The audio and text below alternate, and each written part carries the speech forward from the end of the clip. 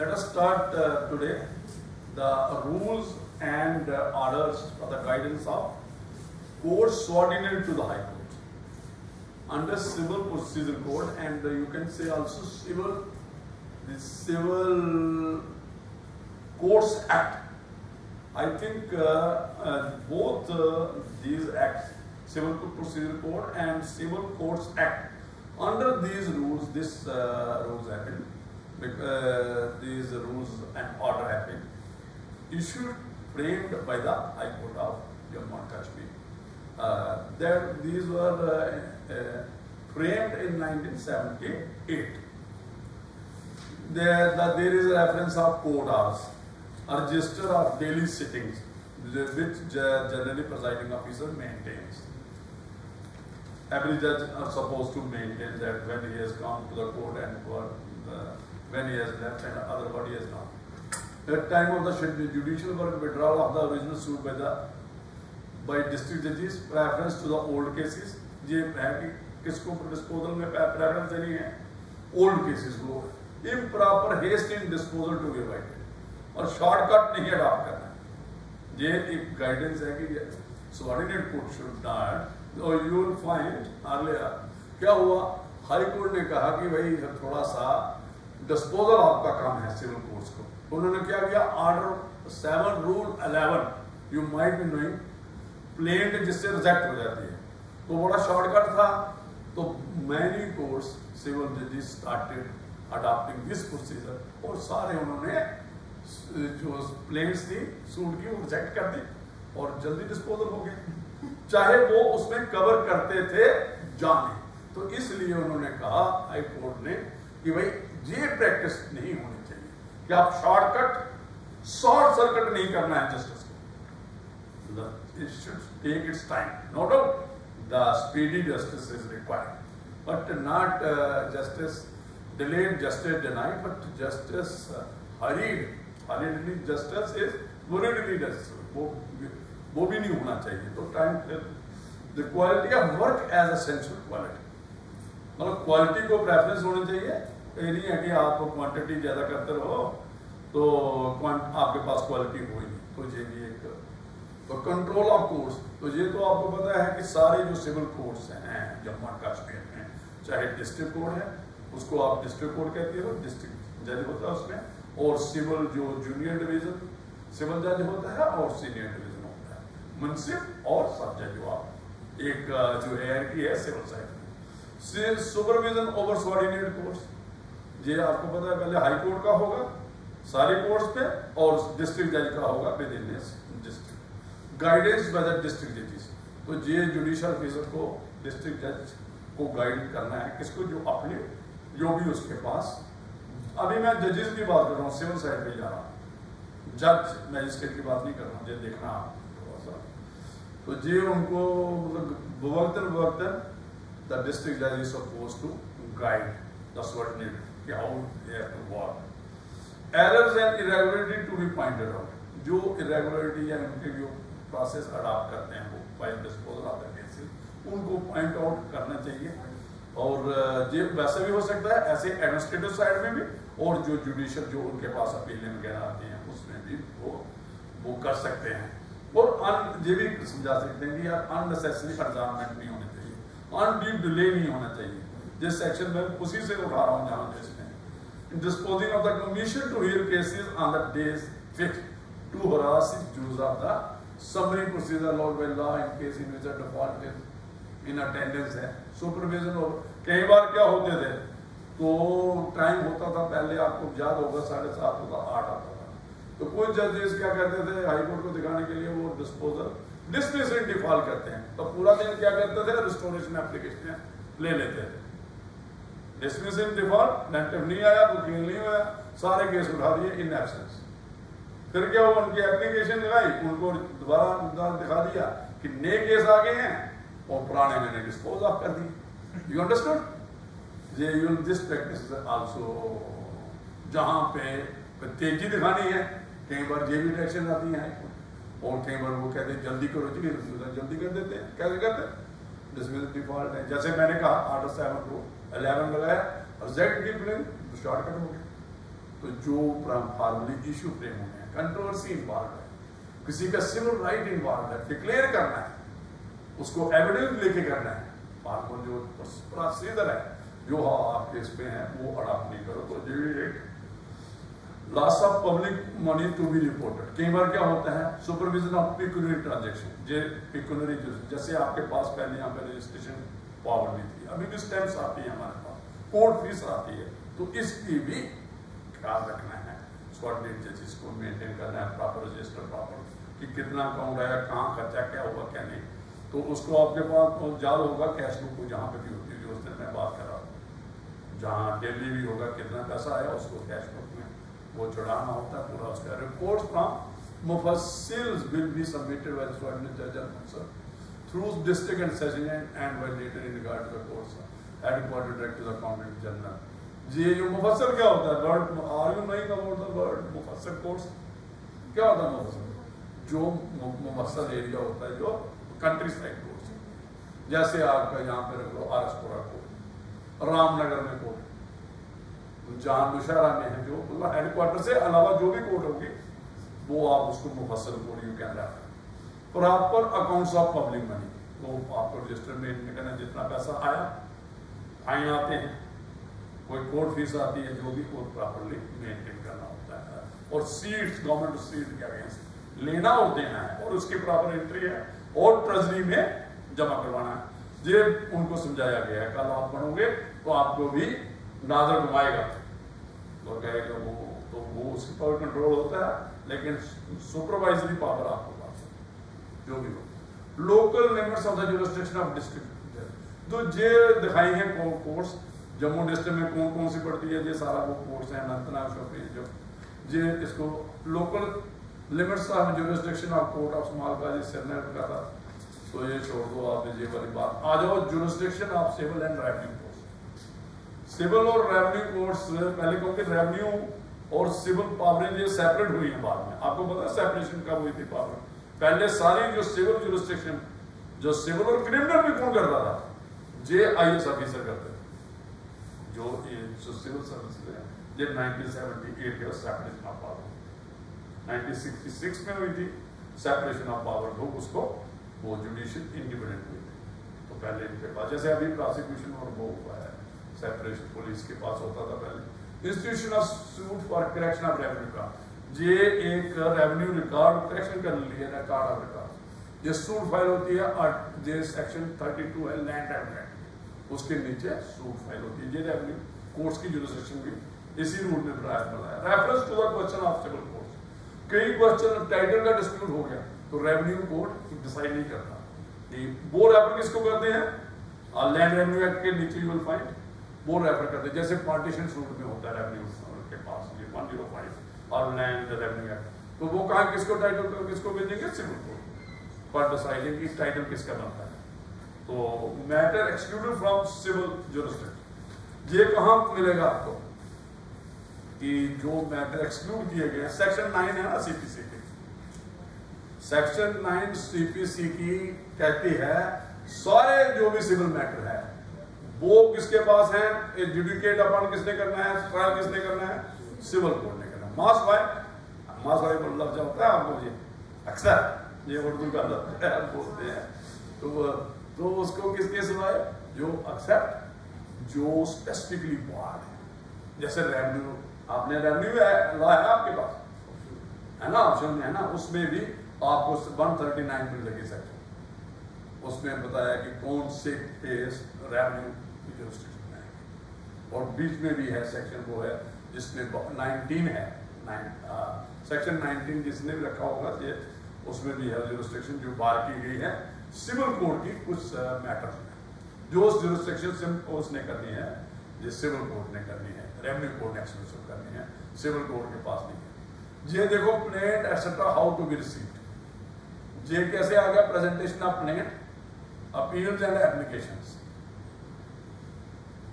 प्लेंट्स, appeals and application shall be received by the civil court and every day which is not authorized holiday during office hours। जे कोई plaint दायर करनी है suit, आजकल तो आपके काउंटर बना हुआ है प्रिंसिपल, जम्मू में तो प्रिंसिपल कहाँ होता है वहां पे होती है ना, फिर आगे वो सारे अकॉर्डिंग टू कितनी पिक्यूनरी जुरिस्डिक्शन है। आपको पिक्यूनरी जुरिस्डिक्शन का पता है ना, कितनी कितनी है, किसी ये भी क्वेश्चन आ सकता है। 25,000 मुझे लगता है सिविल जूनियर डिवीजन की है, आगे 50,000 आई थिंक सब्जेक्ट की है, और अनलिमिटेड है डिस्ट्रिक्ट जज की। Are you knowing this? अभी ये पता है सिविल कोड एक्ट की ये चीजें आएंगी ना, ये चीजें ये आपको सर्कुलर में मिलेगा जो मैं बता रहा हूं, जो 25,000, 50,000 और अनलिमिटेड डिस्ट्रिक्ट जज। ये देखो, ये आपको सर्कुलर मिल जाएंगे। Plaint where to be received, plaint appeals and application shall be received by the civil court on authorized holiday के सिवाय ये ऑफिस आवर में देना है। ये नहीं है कि plaint etc to be reception of appeals etc during vacation। देखिए ये आपको पता है वेकेशन होती है, सिविल वेकेशन, जो सिविल कोर्ट्स को वेकेशन होती है, तो इसमें क्या लिखा है, petitions of appeal civil and like presented during the time when civil courts are considered to be closed in so far as institution of press cases is considered shall be received and the superintendent of the court or any other option authorized in this behalf should at the once fix a date for hearing before the judge inform the petitioner in the usual way of such date। क्या मतलब है आपको idea कि अगर civil court बंद है, जब ये होती है हमारे वेकेशन होती है, समर और कश्मीर में विंटर होती है, तो विंटर वेकेशन होती हैं, तो क्या उस दौर में सिविल कोर्ट में केस दायर हो सकता है? हो सकता है, क्योंकि इनहेरेंट जो है उसमें आपको पता है वो जजेस तो सारे अपॉइंट होते हैं वेकेशन जजेस, है ना। वेकेशन जज चाहे क्रिमिनल जुरिस्डिक्शन एक्सरसाइज कर रहा है, और जनरली जो सेशन जज होता है वो क्या अपने मैजिस्ट्रेट को क्या देके जाता है, या एडिशनल सेशन जज को वो क्रिमिनल जुरिस्डिक्शन दिया जाता है। तो जस्टिस जेपी सिंह साहब की एक जजमेंट है, मैं केवल एक्सरसाइज करता था जहां वेकेशन जज, उसमें आपको ये भी क्वेश्चन हो सकता है कि सिविल जज तो वही भी है ना, चाहे वो क्रिमिनल जुरिस्डिक्शन एक्सरसाइज कर रहा है। तो ये उन्होंने रूल भी इसका रेफर किया था उस जजमेंट में, और कहा था कि वेकेशन जज जो उस वक्त सेशन जज काम कर रहा है, जहां मैजिस्ट्रेट काम कर रहा है, मैं तो वो सिविल सूट भी इमरजेंट नेचर के जो होंगे वगैरह स्टे वगैरह वो दे सकता है। इन्होंने क्या लिखा है कि वो जो स्टूडेंट है वो सारे केस इकट्ठे कर सकता है और एक दिन रख सकता है for hearing the matter. When a suit to with the provisions of section 9(3) of alienation of the land act apply is brought before a civil court, the court may on the application of either of the party make a reference to the deputy commissioner to determine। ये सारी पहली बात की हुई है इसमें, अभी आपका इसको रेफरेंस नहीं है। Plaint etcetera by whom to be received, ये जो plaint mean suit, plaint how plaint is this suit is plaint is presented through a suit, presentation of plaint appeal और एप्लीकेशन, तीन ही आते हैं ना, जैसे आपने लिमिटेशन एक्ट में पढ़ा होगा, सूट application and appeal, तीनों चीजें shall be made to the presiding officer of the court concerned or in his absence, officer in charge of the office, जो superintendent of civil clerk हो जिसको, but in the case of district judge, the presentation shall be to the superintendent of the court or such other officer as the district judge may appoint in this paper। तो presentation आपने counter बना दिया ना, वहां पे आना है, बाद में आगे जाएगी। ये आ गया presentation of the, ये आगे प्रेजेंटेशन कैसे होनी है, presentation of application pending in A case, तो पेंडिंग सिविल मैटर चल रहा है, प्रोसीडिंग चल रही है, तो उसके दौरान भी आप एप्लीकेशन फाइल करते हो ना। Nothing in rule 1, 2 and 3 shall be deemed to authorize an application to be made otherwise than to the court itself where a date has been fixed for hearing a case and the application relates to any matter connected and with the conduct of the case with any proceeding in। अभी सुनिए, पहले आपने पहले जो rules पढ़े हैं उसमें कहा है आपको डिस्ट्रिक्ट जज के पास जाना है, तो वो कैसे करना है, जब डिस्ट्रिक्ट जज पर्सनल दे दिया और सुप्रीम को दे, तो अगर कोई मैटर चल रहा है तो फिर तो उसी कोर्ट को देनी है ना जिस कोर्ट में मैटर पेंडिंग है, वो एप्लीकेशन होगी ड्यूरिंग कोर्स ऑफ ये जो प्रोसीडिंग्स है। Plaint etcetera by whom to be presented, plaint and appeal must be filed and application must be made except when otherwise specifically provided by any law for the time being by the party in person. देखिए, party in person और by a recognized event, जैसे power of attorney holder होगा, party और होगा दूसरा, और by a duly authorized and qualified legal practitioner, जो आज Advocates Act 1961 के नीचे वकील लोग आप लोग जो हैं उनके अतिरिक्त इनों में से कोई भी प्रेजेंट कर सकता है, पार्टी, उसका अटॉर्नी और जो उसका काउंसिल। और रिकॉग्नाइज्ड आर डिफाइंड इन देखो code of civil procedure code जो ऑर्डर 3 रूल 2 है, ऑर्डर 3 रूल 2 में बताया गया कि वो कैन बी रजिस्टर जो आपका एडवोकेट्स एक्ट के नीचे आएगा। Power of attorney by a co suitor, मैंने नहीं सूटर सूट फाइल करने वाला peers pleads any suitor on behalf of any co-suitor, care should be taken that a duly stamped power of attorney is filed on behalf of the suitor authorizing him to act for the absence as required by the order 1 rule 12(2). तो उसमें अगर किसी ने फिर उसको power of attorney देनी है, formally किसी को अथॉराइज करना है अगर उसके बिहाफ पे, तो वो उसका भी ऑर्डर 1 रूल 12(2) में भी बताया गया। प्लीडर्स वकालतनामा, अभी advocates vakalatnama the names of the more than, कैसे वकालतनामा कैसा होगा? Presented for conduct of any case but should be a party, but should a party who has already filed a vakalatnama subsequent appoint another pleader he must file a fresh vakalatnama. तो ये है कि अगर एक को वकालतनामा दिया है पहले, तो ये नहीं है कि बी कौंसिल आएगा दूसरा बी आएगा वो भी उसी वकालतनामे में चलेगा, तो ये इसको फाइल फ्रेश करो। तो अभी जो आपको पता है कि उसमें नो ऑब्जेक्शन वाला भी मामला आ गया है कि फर्स्ट जो भी है उससे अगर कोई पार्टी जज साहब कहें तो फिर उसमें नो ऑब्जेक्शन भी लेने हैं। Reception of plate by post irregular, हाँ जी, क्या बाई पोस्ट भेज सकते हैं? Reception of plate appeals and application made under this code for judicial purpose post is prohibited. भाई पोस्ट दे सकते हो, स्पीड पोस्ट, क्या आपने भाई ये डाकाना थोड़ा है, इसमें एक प्रॉपर वो चेक दूसरा है, ये प्रोहिबिट किया है ऐप पर हो, ये भी इसमें से भी कोई क्लेम या कोई क्वेश्चन बना सकते हैं। This does not apply to the application for copies of judicial proceedings which are not application for judicial purposes made under the code, but what are the application dealt with under administrative authority. All petition of judicial character sealed by post shall be returned postage bearing with order of return endorsed. उसमें क्या जैसा के पास अगर कोई गलती से भेज सकता है, भेज दे तो प्रोहिबिट है, नहीं देना आगे इंटरटेन, लेकिन उसको रिटर्न कर देंगे कि भाई ये हो सकता है किसी को नहीं आइडिया हो तो उसको जस्ट की वापस भेज देना है, जहां से आई वहां गई वापस। Time of presentation of petition, time कौन सा है? Petition shell as per value taken as regular hours to be fixed by each court, जैसे रेगुलर आवर्स हैं उसी के बीच में फाइल कर सकता है with the approval of the district जज एंड डिस्ट्रिक्ट जज। ये कौन करेगा fix hours?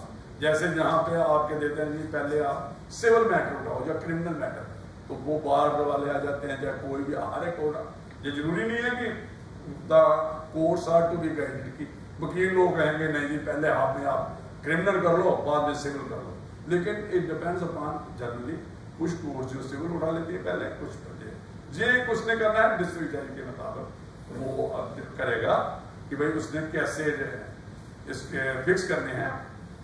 Given to public and are so fix shall not be frequently change, और वो जो एक बार अडॉप्ट कर लेते हो प्रोसेस कि कौन से आवर में कौन कौन सा काम होगा, अकॉर्डिंगली कंटिन्यू थोड़ा time. Disposal of petition, all petition shall if possible be disposed by an order passed in courts as soon as they are presented. It is desirable that with the petition should be presented an abstract on a slip in the form prescribed to serve as a receipt. If this is done, the slip should be signed in token or receipt of that. जैसे होता है ना कोई presentation हुई तो वो देते हैं, आप नंबर डेट लगाते हैं तो वो जैसे काउंटर पर लगता है जी उसके endorsement on the plate etcetera and examination court fees actor by receiving officer. Every plaint, appeal or application should be at the time of its writing be at the once endorsed with the name of the petition presenting. Name of the person presenting it and the date of the, जैसे आप कोई कहते हैं presented by council फलाना फलाना, जहाँ in person होगा तो वो उस पर लिखना है जज को, उस पर जब वो लेने पर पिटीशन जो भी पेश होती है और उस पर एंडोर्समेंट करनी है। The court fees should be फोर्थविथ examined and cancelled in the manner, उसके साथ अगर कोई कोर्ट फीस लगी है ताकि दोबारा वो जूझ ना हो, उसको क्रॉस करना है। जैसे स्टैंप पे वो करते ना, पिंच करते थे जो उसको वो कर देते थे, पंच कर देते थे जो स्टैंप्स हो, ऐसे ही वो स्टैंप आएंगे। सब जजेस and munsif to see cases entered in registered and court fee properly cancel. तो ये देखना है कि केस आया है तो जज को क्या करना है, जज मुंसिफ है, सब जज है, उसको देखना है कि प्रॉपर एंट्री हुई। ये कौन सा रजिस्टर होता था, रजिस्टर खाका उसको बोलते थे। रजिस्टर खाका मीन के मेंटेन किया होता है सिविल जज ने हर कोर्ट में, यूल फाइंड इसमें एंट्री होती है कि आज कितने केस आए, तो उसमें कोर्ट फीस का क्या है ध्यान से देखना कि कैंसिल की वो क्रॉस करेंगे पीछे। ये नहीं है कि वही कोर्ट फीस किसी ने स्टैंप उठाई दूसरे में लगा दी, जैसे यहाँ पे पहले होता था फिक्टी भी, ये जो इस वाली कौन सी बिकनी कितनी होती कोर्ट फीस, कितनी भी होती है बैंक कोर्ट में अगर जाओगे तो कितनी कितनी फीस, तो जो दूसरी होती है सब रजिस्ट्रार के पास तो आपको पता होगा क्या, तो कैंसिल करना।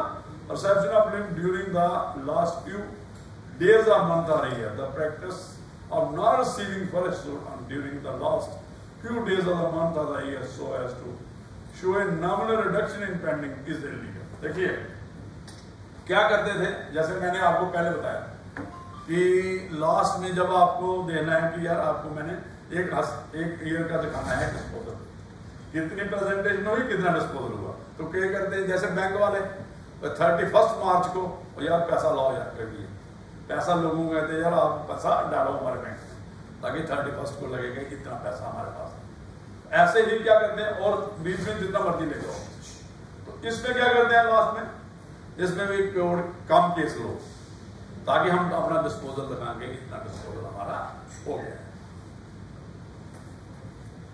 तो ये प्रैक्टिस जो है ये डेप्रिकेट, ये ठीक है, it should be discussed.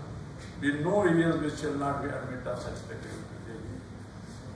Institution of suit issues of process and appearance of the parties. ये जो ऑर्डर आपका 5 आ गया, पहले आ गया ना कैसे प्रेजेंटेशन होनी है। Upon a plan being presented to a court, the presiding officer should note or cause to be noted on the back thereof the date of presentation and whether it has been presented by plan to one person। जैसे वो पहले आपको आगे की presentation का एक presented by फलाना office to report होता है ना, ये लिखा होता है। He should then examine the plan carefully to see that it complies with the requirement of order 6 rule 1 to 7। देखिए क्या होता है, जब सूट एक प्लेन फाइल होती है तो जज उसको ऑब्जर्व कर देता है, और ये आपको आइडिया है कि डिपेंडेंट को नोटिस देने के बिना इन लिमिनी भी जज प्लेन को रिजेक्ट कर सकता है। Order 7 rule 11। आपको एक केस होगा बख्शी गुलाम मोहम्मद और शेख अब्दुल, 2 चीफ मिनिस्टर थे, एक जाने वाला एक सूट दायर हुआ है, ये आपको यूल फाइंड 78 से पुराना केस होता है।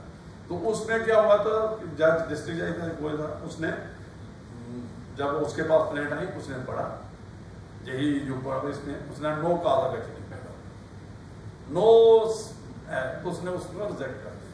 तो आपको पता है किसमें किस ग्राउंड पे सूट रिजेक्ट होती है, कौन कौन सा 2-3 कौन कौन से हैं, नहीं काजा एक्शन हो, और दूसरा प्रॉपर्टी अगर कोई स्टैंप पूरी करते, फिर अगर कोई जैसे मैंने स्टैंप एक्ट 35 में बताया था, स्टैंप एक्ट को स्टैंप पूरी कर देगा खत्म हो गया। Barred by law, barred by law, अगर सूट ही बार्ड बाय लॉ है, लॉ ऑफ लिमिटेशन है, हाँ कोई प्लान है और भी कोई है, तो वो board by law and it does not disclose A cause of action. कोई ऐसा केस है आप उसको पढ़ोगे, जैसे मैंने एग्जांपल है क्रिमिनल केस, कोई केस ही नहीं बनता किसी का, कोई काज ऑफ एक्शन नहीं बनेगा, आप कैसे ऐसे फ्रेम कर देते हैं कि बस आप देखो यार काज ऑफ एक्शन है ही नहीं इसके खिलाफ कोई, तो वो प्लेन उसी वक्त रिजेक्ट हो सकती है विदाउट सर्विंग एनी नोटिस। दूसरी साइड को एक फिर क्या करना है उसने, इसलिए कहा है। तो जज ने क्या करना है, केयरफुली रूल्स 1 to 7 की कंप्लाइंस है। उसमें क्या क्या आपको पता है, वो लिखा पर्टिकुलर्स ऑफ द डिफेंडेंट वो है, बिकॉज़ आप पढ़ा प्लेन कैसे बनती है, क्या क्या उसमें लिखा जाता है। And that it contained the particulars specified in Order 7, Rule 1 to 8 of the Code of Civil Procedure, that it exhibit a clear and distinct cause of action. Clear होना चाहिए कैसे cause of action हो गया, that it is not necessary, unnecessary prolix, that there is no misgender of the plaintiff. ये सब कुछ जज ने जब प्लेट आती है तब देखनी है, तो ऐसे नहीं है वो कोर्ट में डाल दिया पोस्ट ऑफिस की तरह, वो नहीं है। उसको जज को देखना है कि ये विदाउट और नोटिस उसके बाद आएगा कैसे नोटिस निकालना है। That the plaintiff is to be so drawn is to dispose of finally the matter in dispute and prevent further litigation.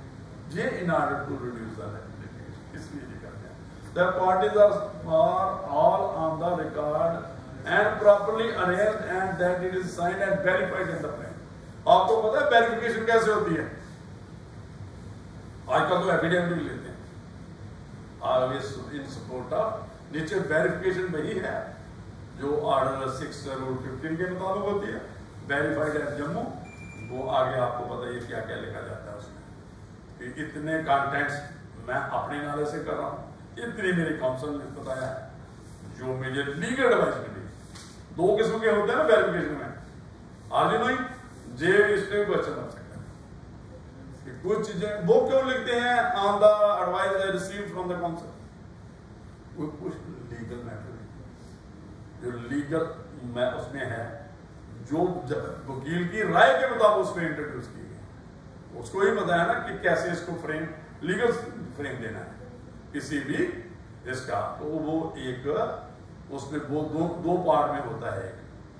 Should there be appear to be any ambiguity in the specification of the relief claim, the plaintiff should be questioned as to his claim. The specific relief claim for the court can always give it so moto.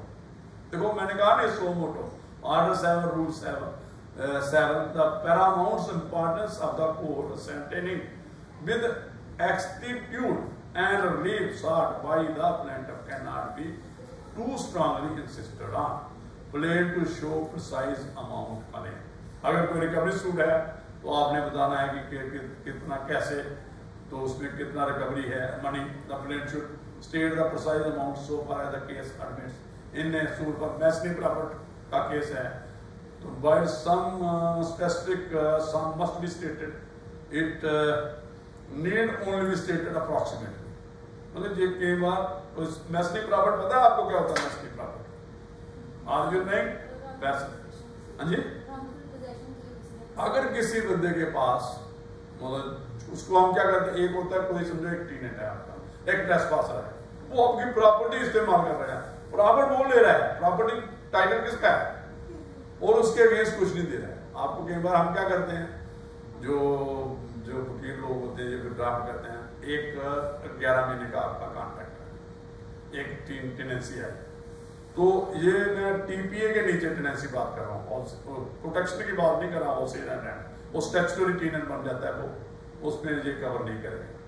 जो मैसनी property उसके बाद क्या करते हैं, use and occupation का हम लेते हैं। अगर हम 1000 रुपए किराया लेंगे पहले, तो आफ्टरवर्ड्स ही बिकम्स ए ट्रेसपासर और होल्डिंग ओवर टेनेंट, हम उसको क्या कहते हैं, तो आपको 5000 लगेगा जो टेनेंट क्या you are holding over tenant है, अभी हमारे मुताबिक नहीं हो, तो इसलिए वो एक उसको कहते हैं मैसनी प्रॉपर्टी। आप ले सकते हो कि इतने साल आप वहां पे रहे इलीगल ऑक्यूपेशन और आपने वहां पे गेन किया, तो वो एक मैसनी प्रॉपर्टी के लिए भी सूट रिकवरी का होता है। और कई बार इंसिलरी उसमें कॉन्सिक्वेंशियल रिलीफ और कई बार वो भी मांगते हैं।